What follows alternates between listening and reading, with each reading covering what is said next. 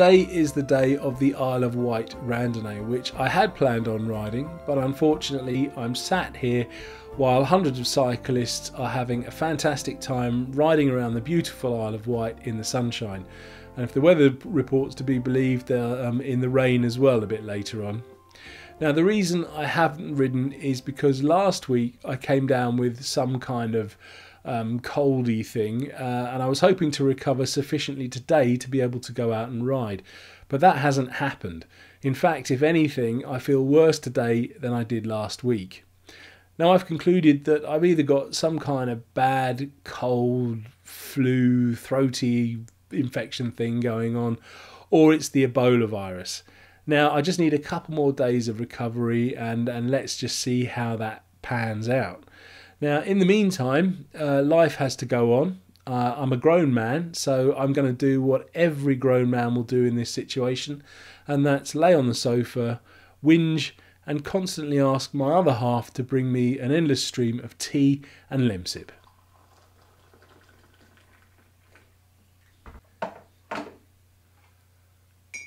So on the off chance that it isn't the Ebola virus and I'm still alive in a couple of days' time, I'm going to have to do something to kickstart my training. Now, if you don't go out for a ride for 2 weeks, basically you lose half of any fitness that you had, and that's a pretty scary statistic. Now, looking back on my Strava feed, I can see that my last ride was indeed 2 weeks ago today. So I really need to do something if my fitness isn't going to revert back to square one. Now, one of the best ways to motivate yourself is to set yourself a target. If you've got something to aim for, it's like you can sort of build the steps in, and you know how far along your training you are to work towards that goal. So over the next couple of days, I'm going to be thinking about what challenges I can do. Now, that may be some little challenge that I've set myself, or it may be a challenge of a Sportive a few months away or something like that.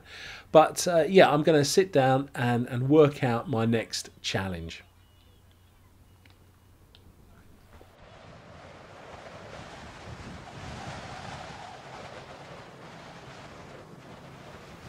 Thanks to the marvels of modern science and over-the-counter cold and flu remedies, that's me back from the brink. Now I need to put on my big boy cycling kit and start sorting myself out. So first things first, I need to find a suitable cycling event that will act as the target for the focus of my fitness.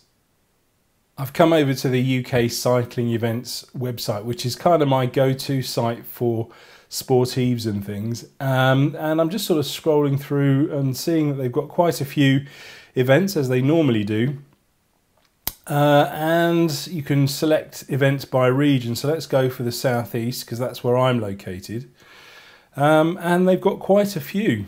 So we've got some in May, June, and I personally feel they're a little too soon for me. I need a little while to train and get back to full fitness. And like I say, that's a bit too soon for me.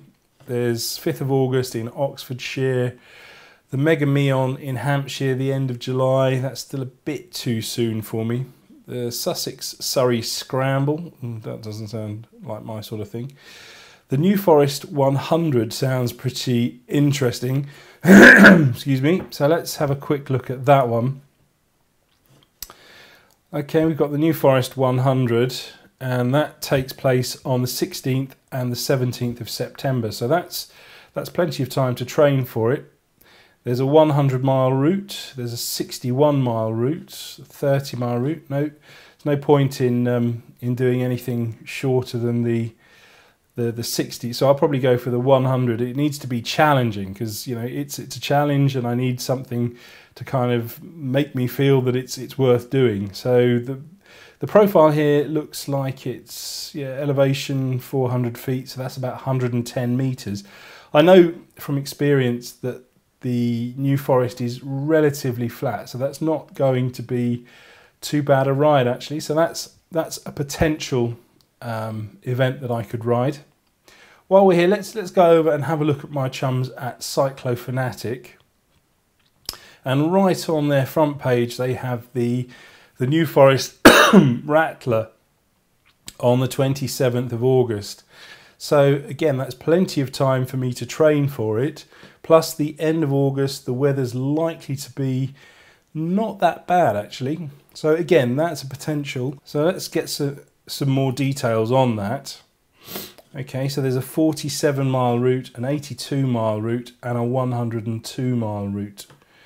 Again, all looking pretty good. Ringwood start point, so that's not too far from here. How much? £30. Okay. So as you can see, there are plenty of events there that I could ride. If you're not based in the UK, I'm sure that wherever you are, there will be similar websites. I know for a fact that there's a US based one, and I'll put the details of that website in the description of this film.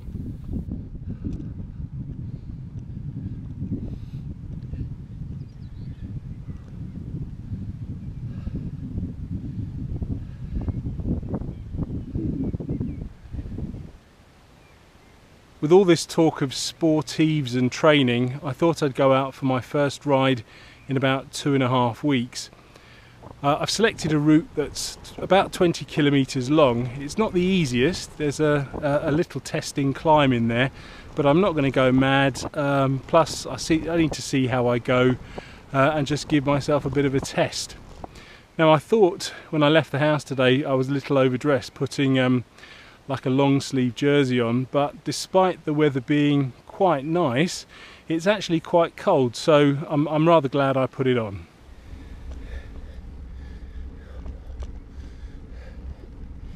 So that's the ride out of the way, and I have to say it wasn't all that bad.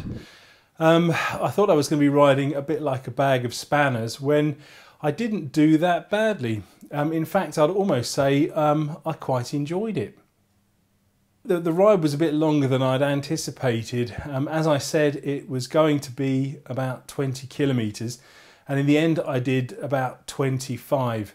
I think I may have lost a couple of kilos during the time that I was ill, because on the main climb it didn't feel anywhere near as bad as I thought it was going to be.